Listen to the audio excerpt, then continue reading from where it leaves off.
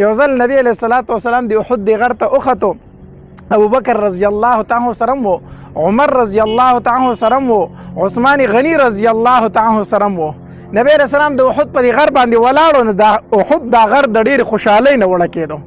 د ډېرې خوشحالۍ نه دی وړګېدو. نو نبی علیه الصلاة والسلام ورته وفرمایل احد سم شه،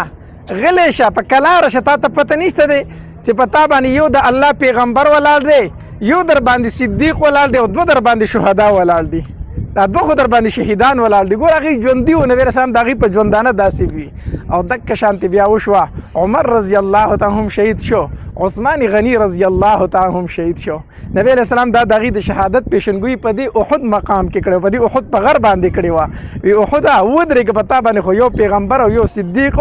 او دوه شهیدان در باندې ولاړ دي، ته ولې اړه کېږي؟ السلام علیکم ورحمت الله وبرکاتو. راوتی یو د مدینې منورې زیاراتو ته، د احد د غر په خوا کې ولاړ یو. دا جبل احد دی. دې غر ته احد ولې ویلی شي؟ دې کې مختلف روایات دي، خو یو قول پکې دا دی چې د قوم عمالقه یو کس دلته پاتې شوی و، د هغه نوم احد و، نو په هغې نوم سره دې غر ته احد ویلی کېږي. دا ډېر مبارک غر دی. یو خو دلته کې ډېره افسوسناکه واقعه راغلې ده، په هغې باندې زما یو تفصیلي ویډیو موجود ده چې د مسلمانانو یو غزا دلته کې شوې ده او په هغې کې 80 تنه صحابه کرام شهیدان شوي دي، چې په هغې کې د نبي علیه الصلاة والسلام ترو حمزه رضی الله تعالی عنه ډېر په بې دردۍ سره شهید شوی و. او چې نبی علیه السلام د هغه اندامونه داسې ځان له ولیدل که نه، نو نبی علیه السلام په ژړا شو. که زما سره د خپلې ترور د صفي فکر نه وی چې هغه به خفه شي، نو ما به د خپل تره داسې په دې میدان کې پرېښی و چې دا مارغان راغلی وی، د غوښې تختولی وی، او د قیامت په ورځ باندې زما د ترور د مارغانو د ججرو نه میدان محشر ته راغلی وی. خو زما ترور به دا ویني او برداشت پې نه کړي، خفه به شي، ځکه یې دفن کومه. به هر حال نبي علیه السلام په هغه ډېر سخت خفه شوی. نو دلته یو ډېره افسوسناکه او دردونکې واقعه هم راغلې ده. خو به هر حال زه د احد د غر سر خواته موجود یم. دا هغه غر دی چې د ده متعلق نبی علیه الصلاة والسلام فرمایلي وي د جنت د غرونو نه یو غر چې دی هغه د احد غر دی. د جنت د غرونو نه یو غر د احد غر دی. او یو روایت کې راځي نبی علیه الصلاة والسلام وفرمایل وي زه د احد د غر سره مینه کوم او دی زما سره مینه کوي، دی زما سره مینه کوي. یو ځل نبی علیه الصلاة والسلام د احد د غر ته وختو، ابوبکر رضی الله تعالی سره و، عمر رضی الله تعالی سره و، عثمان غنی رضی الله تعالی سره و. نبی علیه السلام د احد په غر باندې ولاړو، نو د احد دا غر د ډېرې خوشحالۍ نه وړه کېدو، د ډېرې خوشحالۍ نه دی وړګېدو. نو نبی علیه الصلاة والسلام ورته وفرمایل احد سم شه، غلی شه، په کلاره شه، تا ته پته نشته دی چې په تا باندې یو د الله پیغمبر ولاړ دی، یو در باندې صدیق ولاړ دی او دوه در باندې شهدا ولاړ دي،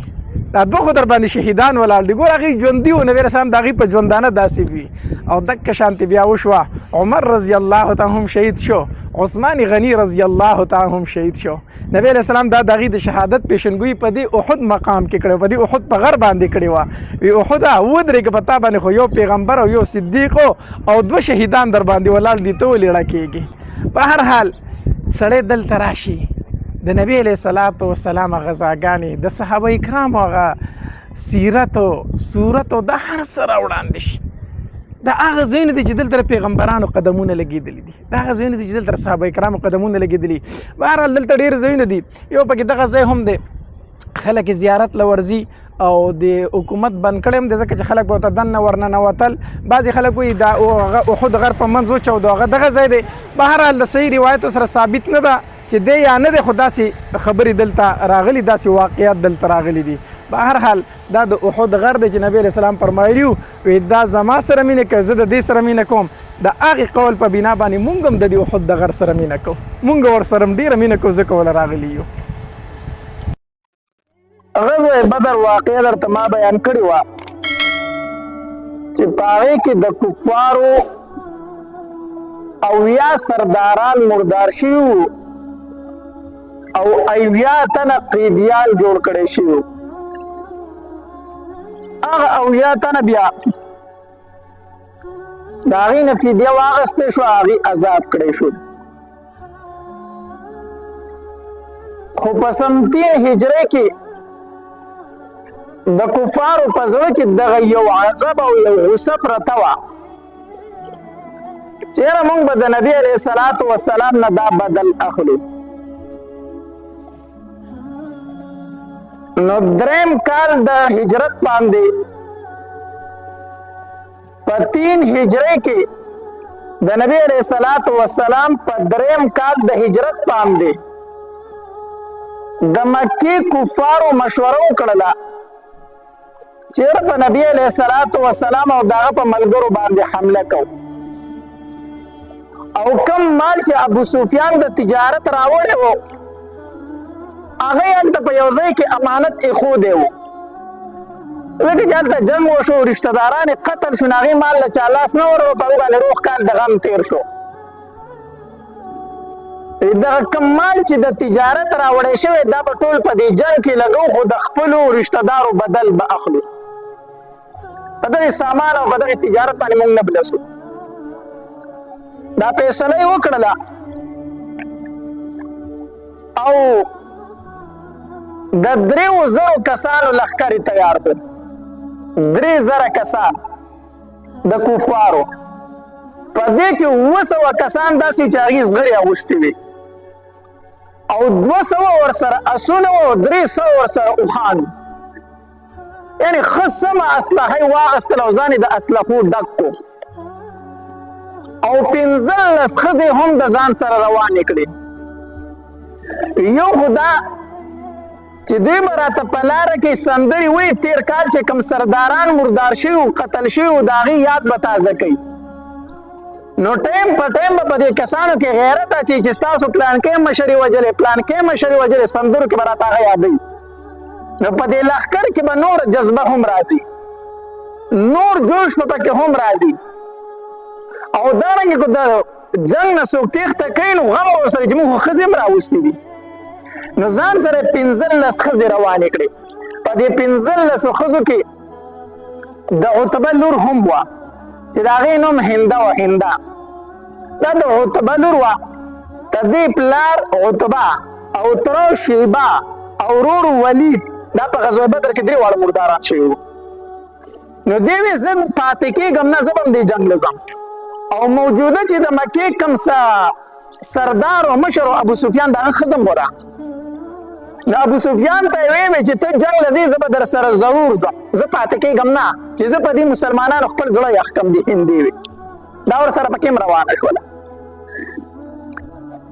نو 3000 کسانو لښکر روان شو د نبی علیہ الصلوۃ والسلام تر عباس رضی الله تعالی دی په مکه کې پټ مسلمان شو خو چاته پته نه وه د چې وکتل چې زما په وراره باندې حمله کېږي که نه نو د غلی غونته خط ولیکو خط یې ولیکو او 2 تنو له ورته وایي دا نبي علیہ الصلوۃ والسلام له په منډه ورسوئ چې په 3 ورځو کې دننه دا خط ورته تاسو نبي علیہ السلام له رسولی په خط کې نبی علیہ الصلوۃ والسلام ته دا ولیکل وی ابو سفیان لښکر د 3000 کسانو تیار کړی دی او 3000 کسان د اسلحې مکمل ډک دي او د ځان سره ښځې او بچي هم روان کړي دي ښځې او ماشومان هم د ځان سره روان کړي دي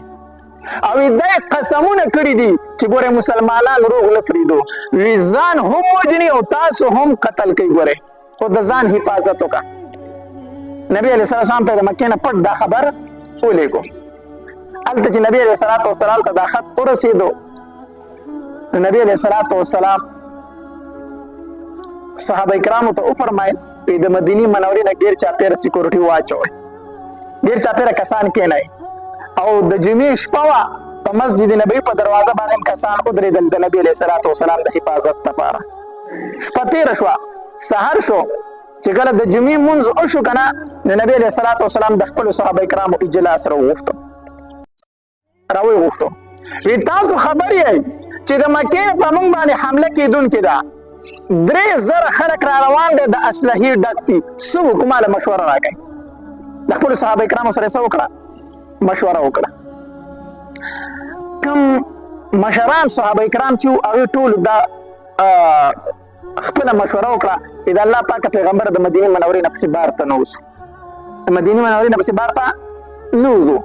بار به راشي ناست پی یا به ستړي شي واپس به ځي او که مدینې منورې ته رادننه شو نو موږ به سره په مدینه منوره کې جنګ وکړو ښکته به سره موږ په تورو لګیا یو د کورونو نه به یې زنانه په غرګو ماشومان به په غرګو ولي نو یا به بار ناسي واپس به لاړ شي که په مدینه منوره حمله وکړه موږ به سره دلته وجنګېږو کبار صحابه کرام مشران صحابه کرام چې دا وی دا مشوره په دې کې د منافقینو کم سردار چې د عبد الله ابن ابي بن سلول دغه ظاهر کې مسلمانو کنه دی وخيار او تجربه کار او نبی رسول الله په دنه مشوره واغسته تسوي عبد الله ابن ابي بن سلول مشوره وکړه د الله پاک پیغمبره زما زړه تجربه داده چې کله هم موږ د مدینه منورې نه بار ته په دشمن پسې وته یو موږ نقصان مونږ دی موږ بار خا د ورځ نه مونږ چې موږ په مدینه منورې نه په دشمن پسې بار ته وته او چې کله دشمن په موږ باندې حمله کړې مدینه منورې ته راغله بیا زموږ دروغ نه دیتله زما تجربه داده او مشوره می داده چې د مدینه منورې نوز او دا مشوره ورکړه او یو په مدینه منوره باندې هغه حمله وکړه کنه وخته به سره مونږ جنگي کو په تور باندې د کورون نه به زنانه ماشومان په ګټو ولي نو بس تی تربیت پر شي او به تختی لاړ بش د نبی رسول الله خپل هم دا خو چې د مدینه منورې نه بارته نوزو د نبی رسول الله رائے هم وا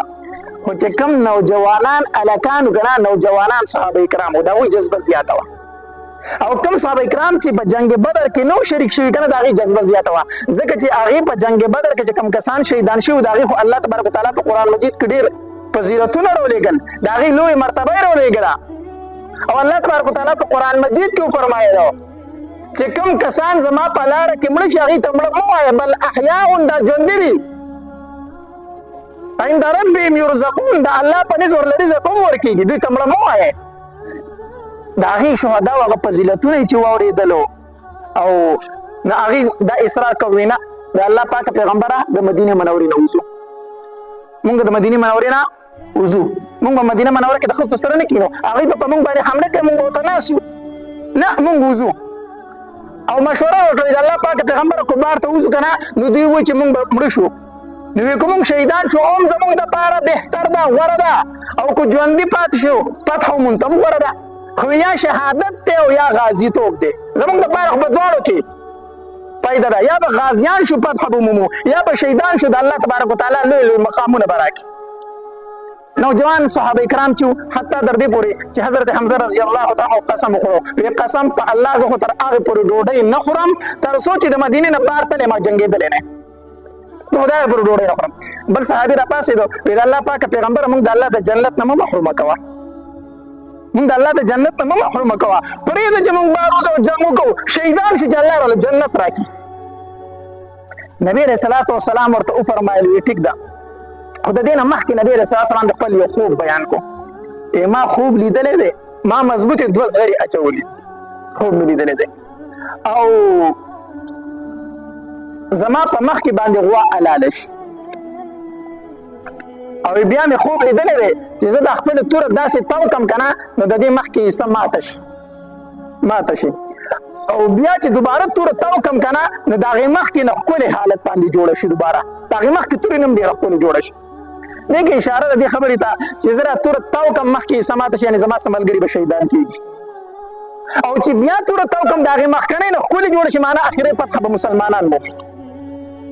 صحابه کرامو فرمایي الله پاک پیغمبر خو شهادت ته کنه مو خو شهادت ته خوشالي ګوتوري مونږ باطن پرې دي نبی رسول الله دې خبرې ووري کنه ایسي ونه نبی رسول الله خاموش ناستو بس کور ته دن شو چې کور ته دن شو او د کور نه راووت دوه زغری اچولې دوه زغری اچولې وي تورې په لاس کې نیولې ده نو مشران صحابه کرام چې وای کشران صحابه کرام ته غوسه شو وګوره نبی رسول الله په خطا کو کنه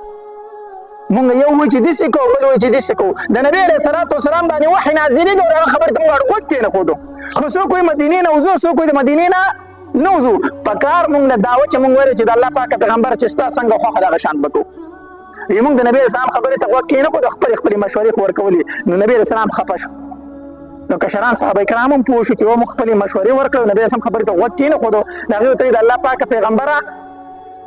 د مدینه منورې نه نو زده ته بجنګ وکړه کوته په خپای مونږه نو زده ته بجنګ وکړه څنګه چې ستا خوخی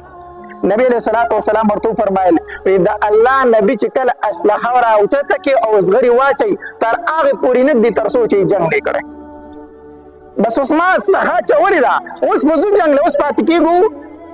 نه بس زر صحابه کرامو د زر تنو قافله برابر شو روان شو د مدینه منورې را پلار باندې سماس مزل لاړو نو الته کې یو ځای راغی نبی رسول الله ته پړاو واچو ودرېږي چې ودرېږئ هلته نبي علیه صلات وسلام په خپل لښکر باندې داسې نظر واچو چې زما په لښکر کې ځوانان څومره دي هلکان څومره دي د خپل لښکر معاینه یې کوله کوم ځای کې چې نبي علیه صلات وسلام پړاو واچو هلته کې اوس یو جومات راښکته شوی دی مسجد مستراح ورته ویلی شي مسجد مستراح دا اوس هم هلته مسجد موجود دی دغلته نبي علیه السلام پړاو واچو د خپل لښکر د معاینې دپاره داسې ګیر چاپېره کتل نبي علیه صلات وسلام وفرمایل د کومو هلکانو عمر چې د 15 کالو نه کم هغه واپس کوي کورونو ته یعنې دا نابالغه دي واړه ځان سره جنګ له نه بیایو نو چې د چا په عمر د 15 کالو نه کم نو هغه به یې رښتیا کور ته به یې لېږو په دې دوران کې یو صحابي دی هغه په صف کې ولاړو نو د ده عمر هم د 15 کالو نه کم رافع ابن خدیج رضی الله تعالی عنه رافع رضی الله تعالی عنه د عمر خو کم و د دې په صف کې ولاړو نو د د خپې دا پوندې اوچتې کړې د ګوتو په سر داسې ودرېدو ځان یې دنګ کړو دې دپاره چې ما نبي علیه السلام د جهاد نه واپس نه کړي ما واپس نه کړي نو د داسې د خپو باندې ځان دنګ کړی دی نبي علیه السلام پرې تېر شو خیال یې ورته نه شو ځکه چې قد یې لوړ نو سموری بن جندب رضی الله تعالی عمر کم و دیم نبی علیه السلام راویستو وی ته ځه کور ته ته ماشوم یې د ورته وایي د الله پاکه پیغمبره زه دې واپس کړم او رافع ابن خدیج خو هغه دی ولاړ دی هغه ته خو څه نه وایي هغه هم زما نه په عمر کې کم دی نبي علیه السلام ته وفرمایل ما ولې کور ته لېږې دی ولې پرېږدې بیا ورته وفرمایل د الله پاکه پیغمبره بله زه د ده نه کمزور یم نه یم که ما له دې په پرځولو را زه یې را پرځوم دا ګوره د نوجوانانو صحابه کرامو د هلکانو د جهاد سره دومره مینه وه سموری بن جندب رضی الله تعالی فرمایي وایي د الله پاکه پیغمبره تا رافع ابن خدیج پرېښودو دی خو زما نه زورور نه دی راوله ما نه په پرځولو زه ته یې را پرځومه نبي علیه الصلاة وسلام داسې د خوش طبیعتۍ دپاره ویې لکه راوځئ راوځئ دواړه پرځولو که چې څوک چاک دی نو چې دواړه ورغله که نه نو رافع ابن خدیج رضی الله تعالی خو یې راتاو کړ ځمکې ته نو سموری ابن جندب رضی الله تعالی ته فرمایي ما درته نه الله پاکه پیغمبر دی په ما کمزور دی نو ته دې پرېږدي او ما کور ته واپس کوي نبي علیه السلام ورته وایي عزت هم راځه جهاد له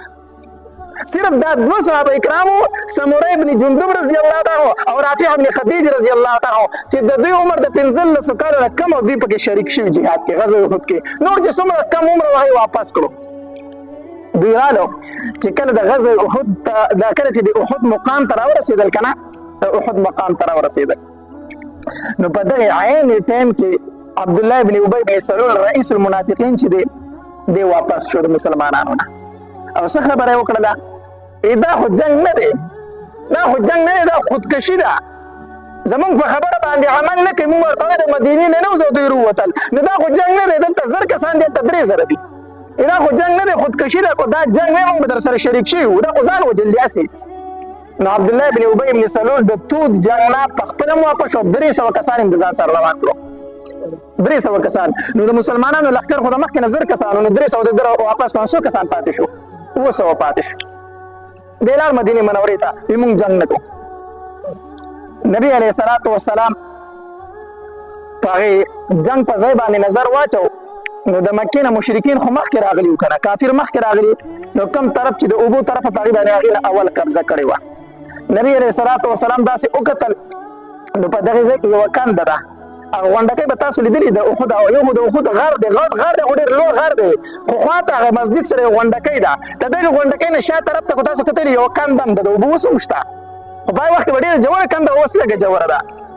نو نبي علیه الصلاة وسلام چې وکتل دغې کندې ته ویې راسې نه چې مونږ دلته په جنګ شو دا کافر په دې کنده کې پټ پټ راشي د غونډۍ باندې راوخي چې په مونږ حمله ونه کړي نو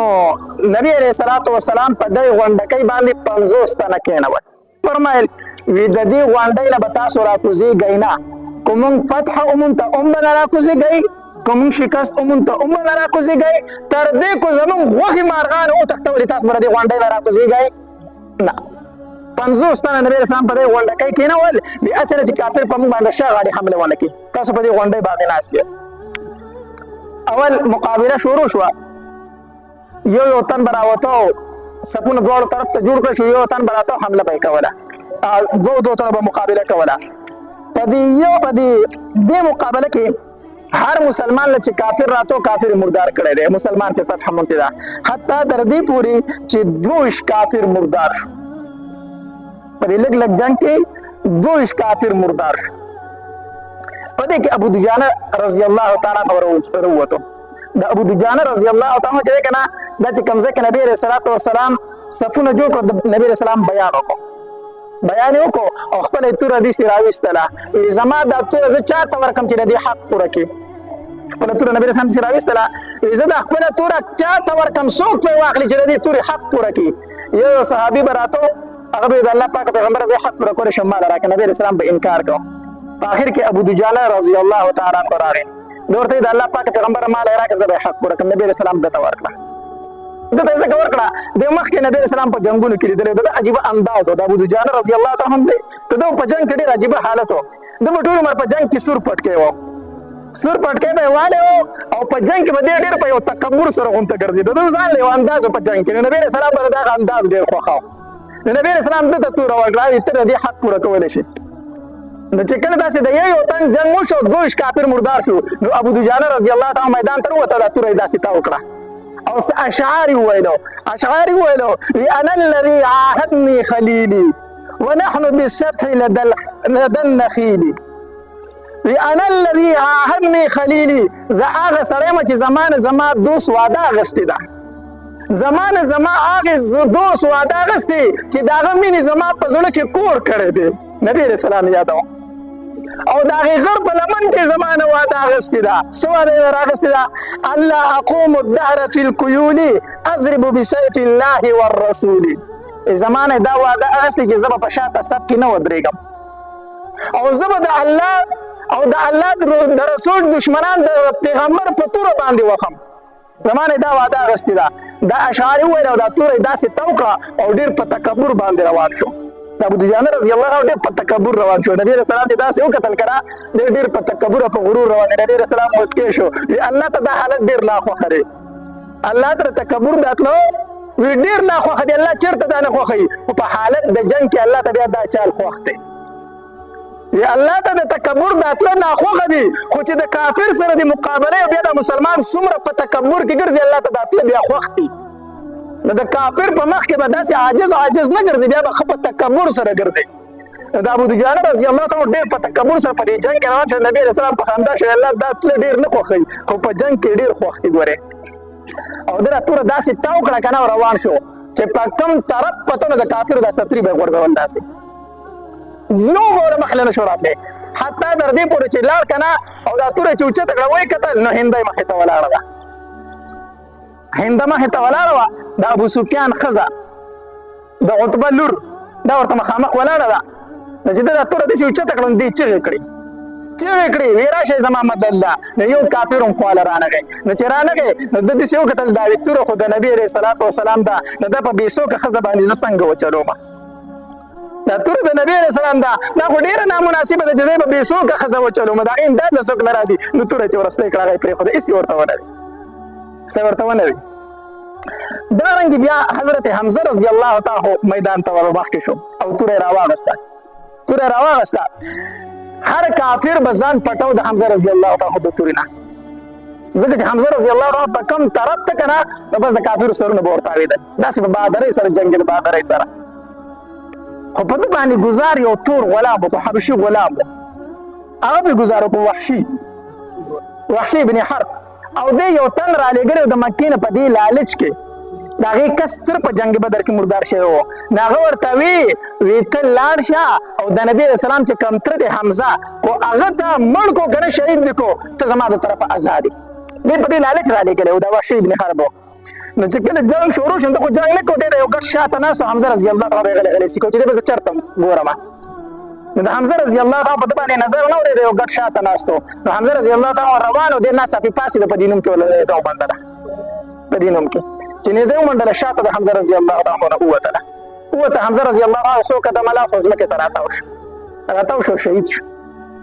شهید شو او دې چې څنګه حمزه رضی الله تعالی باندې ګزار وکړ بیا شاته لاړ سیټ ته کېناست بیا په جنګ کې د شرکت نه دی کړی ده خو خپل مقصد دپاره راغلی چې زه آزاد شم که نه زه حمزه ما قتل کړو ما به ته ازادي میلاو شي دکه وحشي بن حرب چې د نبي علیه صلات وسلام ترې په ډېر بې دردۍ شهید کړی و او نبي علیه صلات وسلام ته چې کله حمزه رضی الله تعالی رایادېده که نه ژړل به ډېر زیات په خپل تره پسې خفه و دا وحشي بن حرب بیا دی راغی چې کله مسلمان شو د نبي علیه صلات وسلام په لاس باندې بیعت وکړو مسلمان شو نو د ځان نه ښکاره کو چې کله مسلمانې د ځان نه ښکاره کو خامخې پټ کړی و هسې نه چې نبي علیه السلام مې وپېژنې چې ته هغه نه چې زما او تره دې قتل کړی زه ستا اسلام نه قبلېږي لرې کېږي زما د مخې نه نو ځان یې پټ کړی و ځان یې نه ښووه نو چې کله اسلام راوړه که نه نو څه کسانو ورته وي د الله پاکه پیغمبر ده خو وحشي بن حرب دی کوم چې حمزه شهید کړی و دا خو ستا د تره قاتل دی نو نبي علیه السلام د سترګو نه اوښکې وبهېدې ماله یو انسان مسلمانول د زرو کافرانو د قتل نه بهتر دی زه زر کافر قتل کم زه په هغې نه خوشحالېږم زه یو کافر مسلمان کم زه په هغې خوشحالېږم خیر دی که وحشي بن حرب زما د تره قاتل دی خو چې مسلمان شو زه پرې خوشحاله یم خو دومره ورته وویلو وحشي بن حرب ته یې وویل نبي علیه السلام دومره کرې کار وکړه که نه چې ته مسلمان شې الله ستا توبه قبوله کړه الله ته معاف کړې خو زما مخې له ډېر مه راځه ځکه چې ته زما مخې له راځې ما ته خپل تره را یادېږي چې د هغه سره په غزوه احد کې څه شي وو نو زما زړه ته درد راځي وحشي بن حرب ډېر پښیمانه و په دې خپل کار باندې او قسم یې وخوړو وایي زه به داسې کار کوم چې ما تېر کوم ګناه کړی چې د هغې کفاره شي ده ما د نبي علیه السلام تر شهید کړی که نه زه به داسې کار کوم چې د دې ګناه هغه کفاره شي بیا مسیلمه ابن کذاب د پیغمبرۍ دعوه وکړه ده د پیغمبرۍ دعوه وکړه دی پټ روان شو بس زما د ګناه کفارم صرف دا ده دی روان شو پټ په مسیلمه ابن کذاب پسې او څنګه چې حمزه رضی الله عنه په دې نوم باندې والی او شهید کړی که نه دقه شانتې مسیلمه ابن کذاب په دې نوم کې په دې نیزه وپورې راپورته ایست هغه یې مردار کړو دا هغه سړی چې د پیغمبرۍ دعوه یې کړې وه هغه په دې نوم کې په نیزه و مردار یې کړو ویې ځه ما د خپل ګناه کفاره ادا کړله ځکه چې ما حمزه رضی الله عنه شهید کړی و خو هغه د نبي علیه السلام محبوب تره و خو د نبي علیه السلام په دشمنانو کې مې بدترین دشمن مردار کړو بدترین دشمن مې مردار کړو هغه کافر مې مردار کړو چې هغه د پیغمبرۍ دعوه کړې وه نو چې کله نبي علیه السلام په غزوه احد کې صفونه جوړ کړو نو 50 کسان د خپل لښکر نه را جدا کړو او دا 50 کسان په دغه ډیرکۍ باندې کېنول د عبدالله ابن جبیر رضی الله تعالی عنہ په کمانډرۍ کې دی ورله امیر کو او دا ورته نبی علیہ السلام وفرمایل وی کوم فتح ومنته او کو شکست ومنته تاسو به د دې ځای نه راکوزېږئ نه وی حتی تر دې پورې کو زمونږ وښې مارغان تختې هم به تاسو د دې غونډۍ نه راکوزېږئ نه تاسو 50 کسان به په دې غونډکۍ ناست یئ ځکه نبي علیه السلام ته الله د جنګ ډېر مهارت ورکړی و نبی علیه السلام وفرمایل هسې نه چې زما ملګري دلته په جنګ کې اخته وي او د شا غاړې د غونډکۍ غاړې دشمن راوخېږي حمله ونه کړي نو تاسو په دې غونډکۍ ناست یې دې نه به راکوزېږئ نه جنګ شروع شو 25 کسان په مبارزه کې د کافرو نه مړ شو مردار شو دا یو جنګ چې به کېدو یو تن به وتو بل بل دای طرف راوتو 25 کسان د کافرو نه مردار شو یو په یو به جنګ و 25 کسان د هغې نه مردار شو بیا چې عام جنګ شروع کېده که نه نو د هغې چې کومې ښځې وي د ځان سره راوستې وي هغې په ګډا شروع کړه او سندرې شروع کړې ګډای شروع کړه او سندرې ویل او په غزوه بدر کې چې د دوی کوم سرداران مردار شوي وو هغه ورته رایادول شروع کړو چې ستاسو نه پلان کې وجلې دی او ستاسو نه پلان کې وجلې دی او تاسو نه پلان کې وجلې دی نن ای ځوانانو تاسو را رسېدلې د هغې بدله به اخلئ په دې سندرو کې ورته د ښځو دا جذبه راوچتوله دوی دومره په جوش کې راوستو دا شراب یې چې راوړي هغه په سرونو راواړول شراب یې وسکل او جنگ شروع شو غزا شروع شو حتی در دې پورې چې مسلمانانو فتح وموندله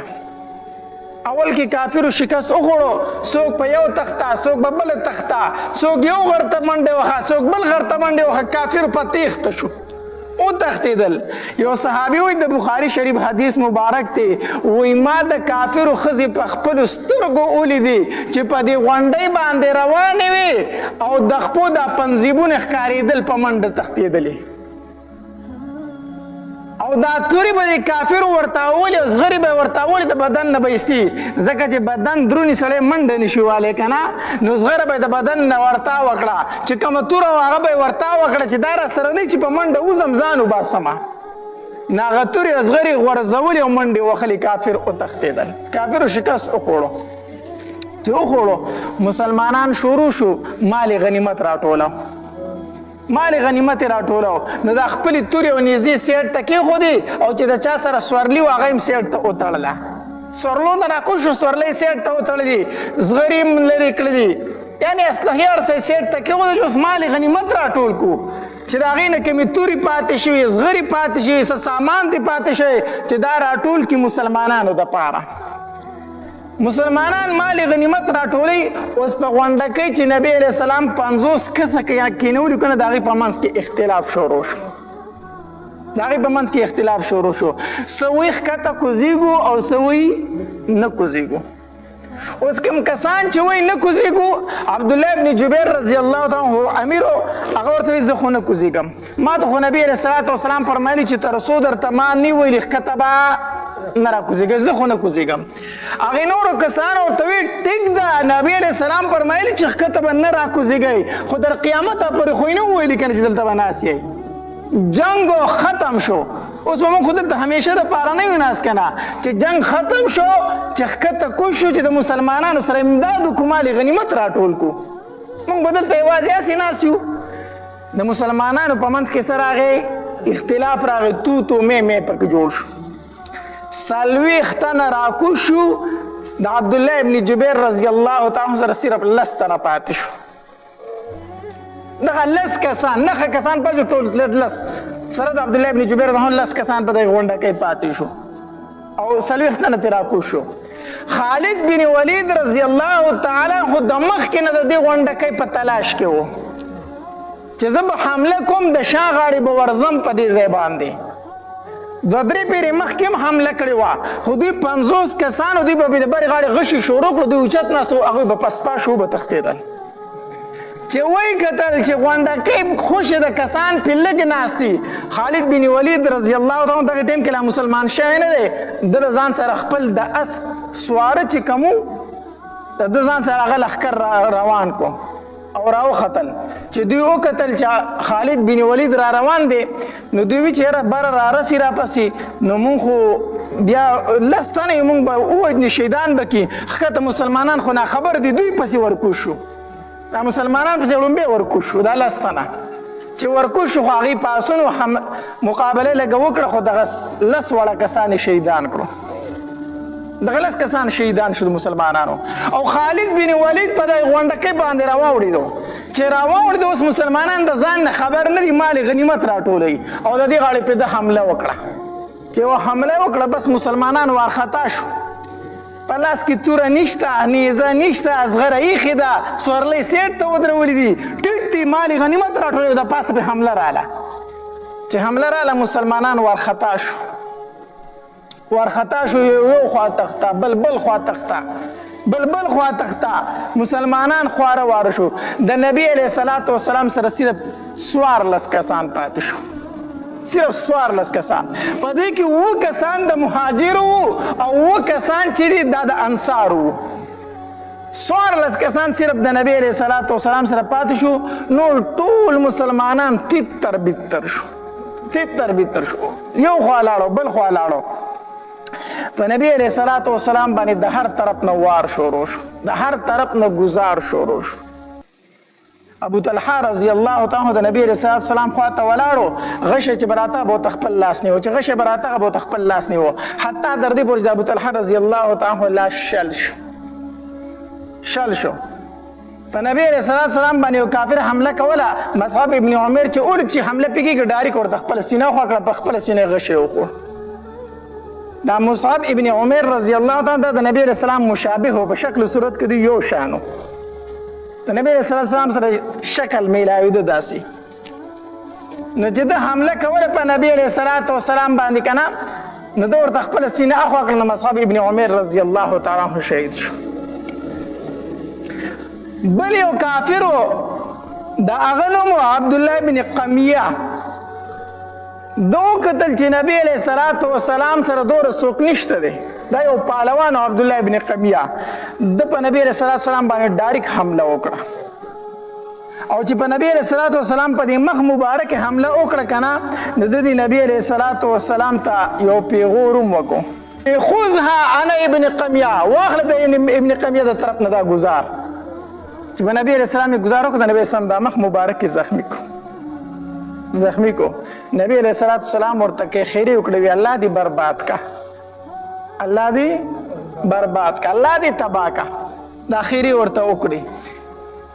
په نبی علیہ الصلوۃ والسلام باندې گزارونه شروع شو او مصعب ابن عمر رضی الله تعالی په دې دوران کې شهیدوم شو ما درته وی داغه شکل د نبی علیہ السلام سره ملاویدو نو د کافر چیغه کړه وی ما نبی علیہ السلام قتل کو ما محمد قتل کو نعوذ بالله چې دا چیغه د کافر ولا کنه نو شیطان ورله نور زور ورکو شیطان هم دا چیغه ولا وی محمد قتل شو نعوذ بالله چې دا چغه والا چې مسلمانانو په وګونو دا आवाज ورغی چې محمد قتل شو صلی الله علیه وسلم دا هر صحابي په لاس کې چتور وزمه کې تورتا وشو دا چا سره چې نیزه وزمه کې ته وشتله موږ سره جنگیږو موږ خو د نبی اسلام د پاره جنگیدو چې هغه نشته نو موږ جنگ سره کوو د صحابه کرام لاسونه پر پیدو شو څوک چې په کم ځای ولاړو په اخ کې ځای باندې پاتې شو د نبی علیہ الصلوۃ والسلام دا مخکنی غاخونه مبارک هم شهیدان شو دا رباوی غاخونه یو کافر ولا په ګټ باندې حمله وکړه د نبی اسلام دا غاخونه مبارک شهیدان کړو ماتي کړو د نبی اسلام چې کوم ټوپۍ په سر واغه خود د وسپنې ټوپۍ دا ګټ په گزار سره داغه کړی د نبی علیہ السلام په مخ مبارک کې نه وته د نبی علیہ الصلوۃ والسلام د مخ مبارک نوینه بيدا دومره وینه د نبی علیہ الصلوۃ والسلام نه وبیدل کنه چې نبی علیہ الصلوۃ والسلام بیا داسې قدم نشو اغسته نو علی رضی الله تعالی عنہ یو بل صحابي وسره طلحه رضی الله تعالی عنہ هغه ته وی ما دې ګټ له ګوچت کوي ما له ګوچت کوي دې ګټ د نبی علیہ الصلوۃ والسلام د اوچتېدو دوه مقصد یو خدا چې د خپل ملګرو ته आवाज وکم چې ما خواله راشي دی چیرته روان دي او دوی دا مقصد و چې زه د خپل ملګرو باندې نظر واچوم چې دوی چیرته تللی دي چیرته لاړو او دوی د خپل ملګری وینه ما هم نبی علیہ الصلوۃ والسلام دا ګټ نه شي کې اوچته دي کنه نو طلحه رضی الله تعالی عنہ ته داسې ملاټي ډکړو دا الله پاک پیغمبر زما په ملا خپه کېده داغه په ملا نبی علیہ السلام خپه کې خدا دې ګټ شو نبی علیہ الصلوۃ والسلام طلحه رضی الله تعالی عنہ فرمایلی او جبه ځان له جنت واجب کونو ځان له جنت طلحه جنت د بار ستاده پار واجب شو ستاده پار جنت او نبی اسلام چې د ګټ داسې پورته شو کنه غیر چا پیرو قتل نو आवाज وکړو الی عباد الله اې د الله بندگان چیرته روانه ما طرف ته راشي انا محمد رسول الله ز محمد صلی الله علیه وسلم د الله رسول یم الی عباد الله اذا الله بندگانو ما خواته راشي چې د صحابه کرامو دا आवाज تر وګو شو کنه نو ټول صحابه کرام رامن دکړه نبی علیہ الصلوۃ والسلام خواله رااله ټول نبی علیہ الصلوۃ والسلام تر اغون شو غیر چا پیر ولا رااله خواته ورسیدل په دې کې ابو سفیان چې وکتل چې د نبی علیہ السلام سره سمرګری دي او دا आवाज هم خور شوی دی چې نبی علیہ السلام قتل شوی دی نو ابو سفیان راغی او د مسلمانانو ته داسې مخامخ ودرېدو چې ودرېدو نو आवाज یې وکړو وی افی القوم محمد په دې قوم کې محمد شته ژوندی دی که نه مړ دی افی القوم محمد په تاسو کې محمد شته نبی علیہ السلام جواب به نه ورکوئ جواب با ابو سفیان دا आवाज درې پیری وکړو جواب ورته میلاو بیا आवाज وکړو وی افل قوم ابن ابي قحافه پتا چې کې ابو بکر شته دی درې پیری دا आवाज وکړو نبی رسول الله جواب با نه ورکوي چې په درېمه پیری आवाज وکړو وی افل قوم ابن الخطاب پتا چې کې د خطاب زوی عمر شته دی چې دا आवाज دریو ک نبی رسول الله جواب با نه ورکوي نو ابو سفیان خپل قوم ته مخ کو مشرکین مکه ته کافر وتا وی دا خو چې आवाज را نه نو معلومیږي دا چې دا درې واړه مړ دي دا درې واړه سدي محمد ابو بکر عمر دا درې واړه مړ دي ابو سفیان دا आवाज کو کافر وتا عمر رضی الله تعالی عنہ ټینګ نشو چې دا आवाज واورېدو وی اے د الله دشمن دا درې واړه الله ستا د غم د پاره ساتلی دي اے د الله دشمنه دا درې واړه الله ستا د غم د پاره ساتلی دي درې واړه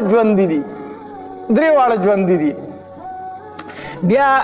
ابو سفیان عمر رضی الله تعالی عنہ صدر توام نه بل ته سوای نه خو لګ ما خواله راشه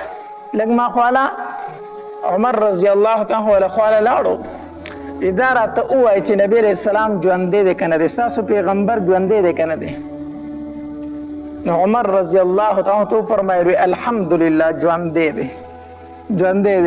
وی د عبد الله ابن قمیه نه مستا په خله یقین ډیر دې ځکه هغه وی چې موږ محمد قتل کړی دی خدا په خله می دومره یقین نشته او ستا په خله می یقین نو بس دې ژوند دې بیا او بیا ابو سفیان یو چغه والا وی اغلو حبول دا حبول د دوی یو بوتو دغه بندگی به کوله او په جنگ کې به دغه مدد غوښتو نا ابو سفیان आवाज وکړ اغلو حبول زنده باد نو نبی علیہ السلام عمر ته عمر وس جواب ورکا نو عمر رضی الله تعالی فرمایل اذا الله پاک پیغمبر څه جواب ورکما نبی علیہ السلام ورته فرمایل عمر وایا چې الله اعلى واجل الله لوی دی دی وی اغلو حبول تورته الله اعلى واجل بیا ابو سفیان چغه کړه ویلن العزى ولا عزى لكم زمون خو عزا خدای دې نو تاسو عزا خدای نشته دا عزا د دوی یو بوتو دا بندگی وکوله زمون د پاره عزا دې زمون مدد کوي نو تاسو عزا نو نبی رسول الله عمر ته وز عمر جواب ورکړ کنه نو سو مد الله پاک پیغمبره نبی علیہ الصلوۃ والسلام فرمایله عمر وایا چې الله مولانا ولا مولا لكم الله زمون مولا او زمون دوست او تاسو الله دوست نشتا جواب ورکا بهر حال ابو سفیان لاړ اخوا بیا جنگ شروع شو چې نبی علیہ السلام صحابه کرامو ته आवाज وکړو نو بیا جنگ شروع شو صحابه کرام راټول شو چې جنگ شروع شو کافر شکست مونته کافر چې کوم راغلی هغه وتښتېدل لاړ میدان خوشې پاتې شو د نبی علیه السلام مخ مبارک کې دا کړی داسې انختې دي ټیک شو او دا وینې پرې رابهیږي نو یو صحابي سنان ابن مالک رضی الله تعالی عنہ هغه راغی د نبی علیه السلام په مخ مبارک چې کومه وینه را روانه او کنه هغه په جبه وساتله چې د نبی علیه السلام د مخ مبارک نه به کومه وینه پیدا سنان ابن مالک به هغه په جبه باندې ساتله اوس اصل کې بيدون کې وینه چې دا خو پلیته ده کنه بيدون کې وینه پلیته ده د خړل جایز نه دي خدا د نبی علیہ السلام وینه مبارک او د نبی علیہ السلام وینه مبارک پلیته نعوذ بالله نه ده پاکه ده نو سنان ابن مالک د نبی علیہ السلام د مخ مبارک په پرېجبه سټو وینه زمکه ته نه پرې خودله چې د نبی علیہ السلام د مخ مبارک وینه زمکه ته لاړ نشي نو نبی علیہ السلام سنان ابن مالک رضی الله تعالی عنہ فرمایي و اے سنانا الله ستاسو پر جنت واجب کو ځکه ستا بدن ته زما وینه ورسېدله او په کوم بدن کې چې زما وینه وي هغه بدن اور د جهنم ته نوځي تا ځان د پر جنت واجب کو بیا دا خبر خو مدینی منورې ته ورسېدو ځکه د نبی علیه السلام د شهادت خبر خور شوی و کنه چې نبی علیه السلام شهید شوی دی مدینی منورې ته چې دا خبر ورسېدو زنانه ورامنډې وخلې عائشه بیبي رامنډه وخی فاطمه رضی الله تعالی عنها رامنډه وی ام سلیم رضی الله تعالی عنها د مسلمانانو څومره بیبيان چې د رامنډه وخی را روان دي چې کله احد ته ورسېدي کنه احد ته عائشه بیبي ډایرک دا مشکې راواغستو او زیو د اوبو ډکې او کوم مسلمانان زخمیان چې دي هغې ته په خولو کې اړی اوبه وله ورکوي په مسلمانانو باندې اوبه فاطمه رضی الله تعالی چې راغه د نبی علیه السلام مخ مبارک ته په وینو وکتل کنه وی علي پاسه اوبه راوړه زما د بابا مخ ته نه ګوري علي رضی الله تعالی لاړو ډال ور سره وو هغه د اوبو ډکیو فاطمه رضی الله تعالی راوړي فاطمه رضی الله نبی رسول الله سلام ته ناصر پر مخ مبارک له وبا چي داسي خو وینه ودرېږي نه وینه نه ودرېدله بیا د کجورو د پاڼو یوه چټایي پرته وه فاطمه رضی الله تعالی پاسې زرې هغه وسېزله هغه وسېزله او د هغې ګرمه ایره یې راواغسته او د نبي علیه السلام په زخمونو کېښوده. اوس هم چې کله دا زخم وینه نه ودرېږي که نه نو اکثر خلک ولې ګرمه ایره په هغې زخم کېږي وایي چې وینه ودرېږي. نو هغه ګرمه ایره یې راوړه د نبي اسلام په زخمونو کېښوده د هغې سره وینې لږ ارام وکړو لږه په کلاره شوله وینه لږه ودرېدله. دې کې د نبی علیه الصلاة والسلام په مخ مبارک کې چې کومې هغه کړی وي صحابه کرام پرې لګیا دي هغه ته په څه طریقه وباسي خو د چا لاس نه ورځي چې د نبي اسلام د مخ مبارک نه دا کړی د خود څنګه رابار کړي. یو صحابي راغی هغه غالبا چې عبیده ابن جراح رضی الله تعالی عبیده ابن جراح رضی الله تعالی راغی صحابه کرامو ته وویل وی دا خدمت په ما باندې پرېږدئ د نبی علیه السلام د مخ مبارک نه دا کړی ایستل دا خدمت ما ته پرېږدئ ما ته پرېږدئ. عبیده ابن جراح رضی الله تعالی خو داسې خوله واچوله دې کړو ته دې کړی ته خوله واچوله او په غاښونو پې زور کو چې زور یې کو دا دوه غاښونه شهیدان شو دا ووتل.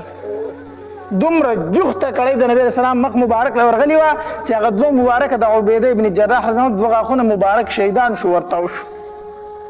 ورتاو شو تی به هر حال هغه کړی د نبی علیه السلام د مخ مبارک نه راویستلی شوه. بیا د صحابه کرامو چې کومه قرباني او کومه مینه وه د نبی علیه السلام سره که نه یوه زنانه وه د هغې نوم دی حضرت حمنه رضی الله تعالی عنها او دا د مصعب ابن عمر رضی الله تعالی بیبي و ما چې درته وسوي که نه دا د نبی السلام همشکل صحابي و نو دې دغلته غزوه احد کې شهید شو.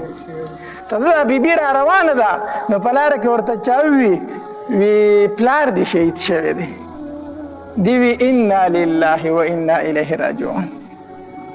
دویم ورته چا خبر وکړو چې لږه مخکې راله که نه وی ماما دې شهید شوی دی دی بیا وی انا لله و انا الیه چې لږه مخکې راله نو چا ورته خبر ورکړو وی ستا خاوند مصعب ابن عمر هم شهید شوی دی. نو دغلته دا لږه کېناسته او ډېر زیات یې وجړل یاره دا غم خو اوس د برداشت نه بار دی. ما خو چې پلار مې شهید شو رور مې شهید شو ماما مې شهید شو دا غم مې به راسره خاوند اوچتی ځکه خاوند هغه خاوند دی که نه چې د ښځې سره په غم کې سات ورکوي. ښځې ته چې د هر طرفه غم میلاویږي که نه نو دا وایي ای به زما د سر سهاره شته دی زما سړی شته دی دا پې ډاډه خاوند هغه خاوند دی چې کو هغې ته هر څومره تکلیف رسي هغه چې د خپل تکلیف دی خاوند ته بیان کړي د هغې تکلیف کې کمی راشي وایي زه زما یوه سهاره موجود ده. نو دې ته وي ماما دې شهید شو دی وی انا لله وی پلار دې شهید شو وی انا لله خو چې آخر کې ورته وویل شوی خاوند دې شهید شو دا کېناسته ویره دا غم خو اوس د برداشت بار دی چې خاوند مې لاړو نو زه به د خپل غم د چا سره شریکوم وی جړل. خو بیا یې وی نبی علیه الصلاة والسلام خو ژوندی دی که نه وی او نبی علیه الصلاة والسلام ژوندی دی بیا وویل وی الحمدلله الحمدلله خیر دی دا ټول غمونه به ختم شي خو چې نبی علیه السلام ژوندی دی. دې کې بله زنانه ده کلثوم بنت رافع رضی الله تعالی عنها دا په لار را روانه ده چا ورته وی خاوند دې شهید شوی دی دی وی الحمدلله بیا ورته وی پلار دې شهید شوی دی دی بیا وی الحمدلله وی زوی دې شهید شوی دی وی الحمدلله ثم الحمدلله خدا راته ووایه چې نبی علیه السلام څنګه دی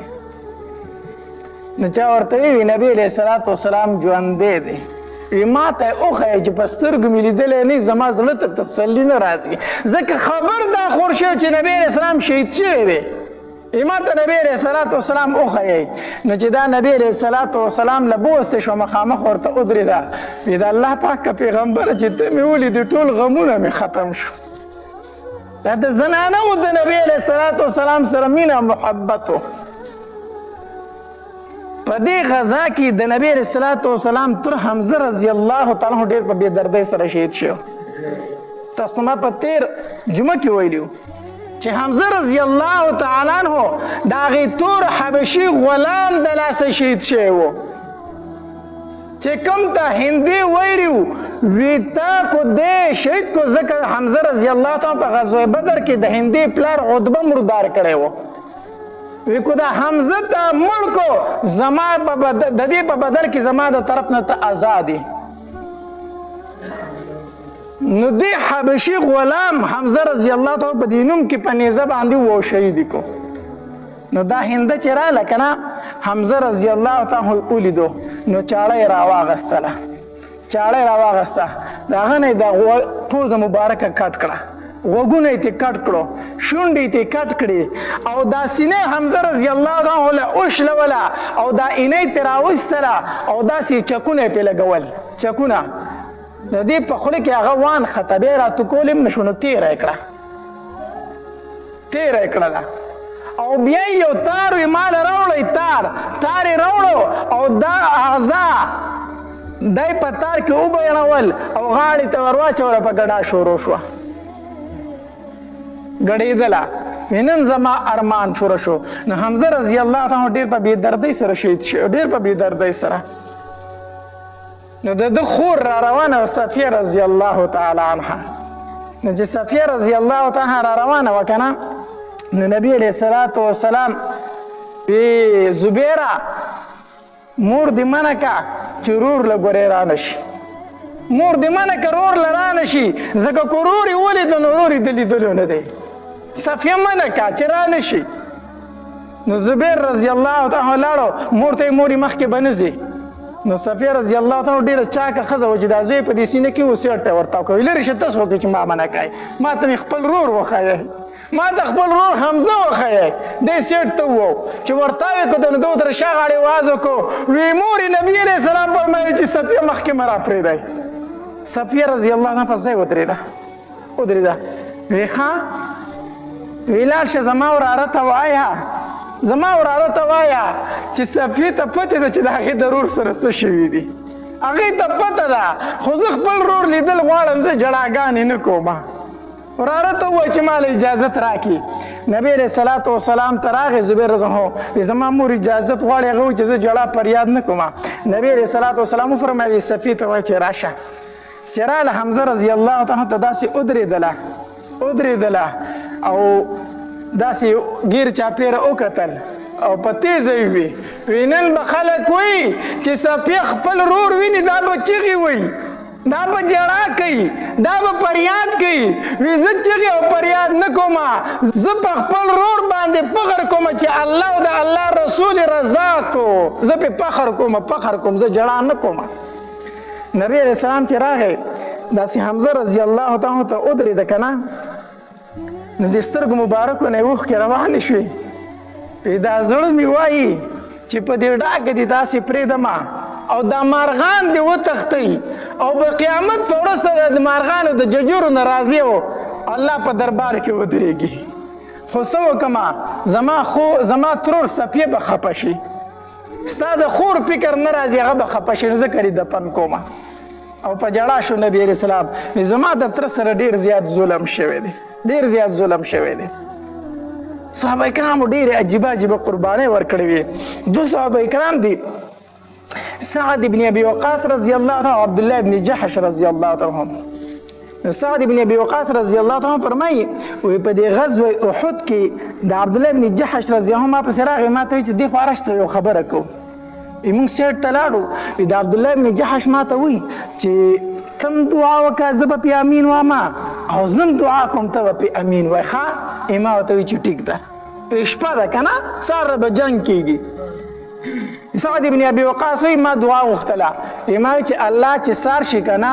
په ما د یو مضبوط کافر سره مقابله راوله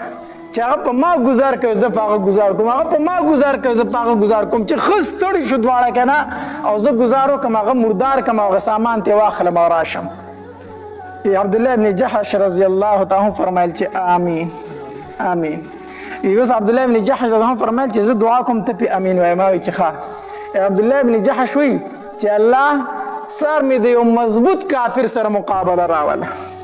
چې هغه په ما ګزار کوي او زه په هغه ګزار کوم هغه په ما ګزار کوي او زه په هغه ګزار کوم چې ښه سم جنګ وکړو او په آخر کې هغه په ما زورور شي او په ما ګزار وکړي زه شهید شم امام وی چې آمین. وی چې سار شو وی چې زه ورغلم یو مضبوط کافر سره مقابله شروع شوه. زه ګزار کوم هغه ګزار کوي، زه ګزار کوم هغه ګزار کوي. ستړي شو په جنګ باندې. په آخر کې چې مې توره واچوله سر مې ته هغلته ورته وکړو، کافر مې مردار کو. هغه توره مې ته واغسته، نیزه مې ته واغسته، اسلحه مې ته واغسته، را روان یم. وی چې را روان یم ومې کتل عبدالله ابن جحش هم د یو کافر سره ورلاندې وتې تورې چلیږي. په زړه کې مې وي چې الله خو زما دعا قبوله کړه، خو د عبدالله ابن جحش دعا به هم قبولوي. ومې ورته کتل چې عبدالله ابن جحش لاړې رانه شهید شي، ځکه چې تا هم دعا کړې ده. دې د کافر سره وړاندې وتېره ګزارونه په یو بل کوي. آخر کې کافر چې توره وچوله عبدالله ابن جحش شهید کو. صحابه کرامو داسې مینه وه د نبي علیه السلام او د شهادت سره دومره مینه ساتله، دومره محبت یې ساتو. بیا چې کله شهیدان جنگ ختم شو او داسې نبی علیه الصلاة والسلام وفرمایل اوس کوم باقي صحابه کرام چې 80 صحابه کرام شهیدان شوي دي، 80 صحابه کرام شهیدان شوي دي. خو ګوره خلک وایي غزوه احد کې مسلمانانو شکست مونځته. مسلمانانو شکست نه دی مونځته، شکست کافرو مونځته دی. ځکه مال غنیمت چې څوک واخلي هغه شکست نه مونځته. میدان چې څوک پرېږدي شکست هغه مونځته دی. میدان کافرو پرېښی په آخر کې تښتېدلي. ها دومره خبره ده چې مړي زیات د مسلمانانو نه شوي دي، د کافرو نه مړي شي. 25 تنه د هغې نه مرداران شوي وو، خو 80 تنه شهیدان شوي د چا نه دي؟ د مسلمانانو نه. مړي د مسلمانانو نه زیات شوي. نو کوم صحابه کرام چې داسې ژوندي پاتې شو، نبي علیه الصلاة والسلام ورته وفرمایل وی قبرونه وکنئ. نو د احد هغه ځمکه خو به تاسو لیدلي څومره کلکه ده او هغه په خپل هم زخمیانو. نو نبي علیه السلام وفرمایل وی 2 3 په یو ځای دفن کوئ، 2 3 یو ځای دفن کوئ. دارنګې دا مصعب ابن عمر رضی الله تعالی او عبدالله ابن جحش رضی الله تعالی ما درته دوی واقع بیان کړه کنه، او حضرت حمزه رضی الله تعالی دا درې واړه په یو قبر کې دفن شوي دي. دا په یو قبر کې دفن شوي درې واړه صحابه کرام. نبی علیہ السلام فرمایل وی قبرونه کنه 3 4 پکې دفن کوئ. وی دا الله پاک پیغمبر کفنونه نشته دی. مصعب ابن عمر رضی الله تعالی دا هغه صحابي کنه چې د مکه مکرمه کې به یو جوړه یو ځل واغوسته، بله جوړه به بیا نه اغوسته. دومره د په ناز او په نخرو ژوند تېرو. د به هغه عطر استعمالول کنه چې په یو کوڅه به تېر شو، دننه به ښځو ته پته لګېده چې بار په کوڅه باندې مصعب ابن عمر تېر شو. دی چې به په کومه لار تللی و هر چا ته پته لګېده چې په دې لار مصعب ابن عمر تللی، ځکه د ده خوشبویانې به پای لار وي، د به داسې خوشبو لګوله. خو مکه مکرمه کې هر څه پرېښود او مدینې منورې ته هجرت وکړو. چې راغی بیا سره هېڅ نه و. نو چې غزوه احد کې دی شهید شو که نه، او د ده لاش راوړی شو، نبي علیه الصلاة والسلام ته مخې ته کېښودی شو. د نبي علیه السلام د سترګو مبارکو نه اوښکې روانې شوې. وی دا خو هغه مصعب ابن عمر نه ده چې به جوړه به یې دوباره نه استعمالوله. وی د الله پاکه پیغمبر هغه مصعب ابن عمر دی. وی اوس څه مسله ده ورته؟ وی د الله پاکه پیغمبره کفن یې نشته دی، کفن یې نشته دی. نو په دې کې یو وړوکی غونته څادر راوړلی شو، نو چې هغه پې خور شو، نو چې سر یې ولا پټو خپې ښکارېدې، چې خپې ولا پټولې نو سر یې ښکارېدو. نبي علیه الصلاة والسلام وفرمایل وی سر ولا پټ کړه، په دې خپو ولا واښه واچوئ. حمزه رضی الله تعالی عنه خور 2 کفنونه راوړو، 2 څادرې راوړي. نبی علیه الصلاة والسلام وفرمایل وی زما تره په 2 څادرو کې کفن مه ورکوئ، ولې دا نور شهیدان چې دي یو دته کوي او یو. نو د الله پاک پیغمبر 2 څادرې دي، یو غټ دی یو وړوکی دی. نو څادرې د چا وي؟ حمزه رضی الله تعالی عنه خورې راوړې وي که نه. خو نبي علیه السلام کې دومره انصاف و، وی خسڼه یې واچوئ، خسڼه یې واچوئ. نو چې خسڼه یې واچوئ نو په خسڼې کې د حمزه رضی الله تعالی عنه وړوکی څادر راوختو، هغه ډبل شهید راوختو. نو چې وړوکی څادر په حمزه رضی الله تعالی خور شو، وی د الله پاک پیغمبره څه وکړو چې سر یې پټو خپې ښکاره کېږي، چې خپې پټو سر ښکاره کېږي، څه وکړو؟ نبی علیه الصلاة والسلام وفرمایل وی سر ولا پټ کړه، په خپو ولا واښه واچوئ. د نبی علیه السلام تره ته هم داسې کفن نصیب شوی دی. او بیا نبی علیہ السلام وفرمایل درې درې او څلور تنه په یو لحد کې ږدئ د الله پاک پیغمبره قبلې طرف ته کم یو ږدو. نبی علیہ السلام وفرمایل چاته چې زیاته حصه د قرآن یادی هغه لومبې قبلې طرف ته ږدئ. چاته چې د قرآن حصه زیاته یاده و تاسو ته پته ده هغه قبلې ته لومبې ږدئ بیا پسې بل دی بیا پسې بل دی. د کوم د حافظ قرآن فضیلت دی. په دې طریقه باندې صحابه کرام دفن شو. غرض می دا کو چې هغه الله دې مونږ ټول حج او عمرې له بوځي. ټول مونږ د غزوه احد هلته کې احد مقام ته هر مسلمان ځي. بیا هلته چې لاړ شي که نه د هغې شهیدانو د هغې مقبرې نه جنګله تاوده جنګله تې تاوده. زه د ګیر چاپېره 2 ځله ګرځېدلی یم. دلته کې د نبي علیه الصلاة والسلام چې غونډکۍ ته وختم که نه په غونډکۍ ودرېدم داسې او چې ومې کتل د مسجد نبوي منارې ښکارېدې مخامخ. دا خو د عایشې بیبي کور دی که نه.